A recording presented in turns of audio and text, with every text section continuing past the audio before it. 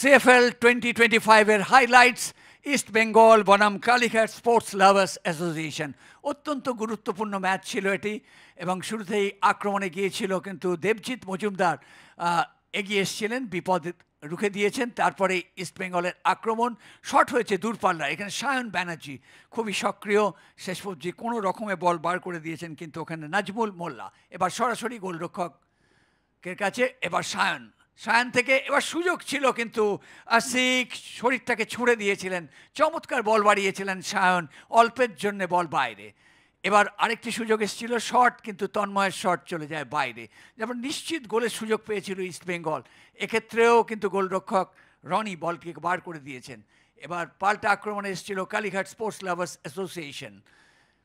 এবার হেড দেওয়ার চেষ্টা, কিন্তু হেড বাইরে চলে যায়, যার ফলে আক্রমণ প্রতি আক্রমণে খেলা গড়িয়েছিল। কিন্তু দেবজিৎ মজুমদার নির্ভরতা দিয়েছেন আজকে। এডমুন্ড চমৎকার টার্নিং, সেখান থেকে আসিক, কিন্তু কাজের কাজ হয়নি।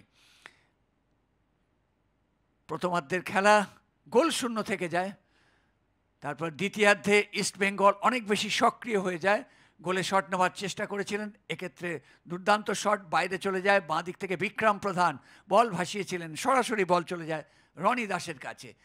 এবার পেকা এবং সঙ্গে সঙ্গে গোল, চমৎকার বল, এবং সেখান থেকে গুইতে বাঁ পায়ে পেকা গুইতে 1-0 গোলে এগিয়ে দিয়েছিল। তারপর সৌভিকের ফ্রি কিকটা একটু ওয়েওয়ার্ড হয়ে যায়, এখান থেকে রামলাল সাঙ্গা এই মুহূর্তে বল বাইরে চলে যায়, যার ফলে কর্নার কিক এবার কালীঘাট স্পোর্টস লাভার্স অ্যাসোসিয়েশনে।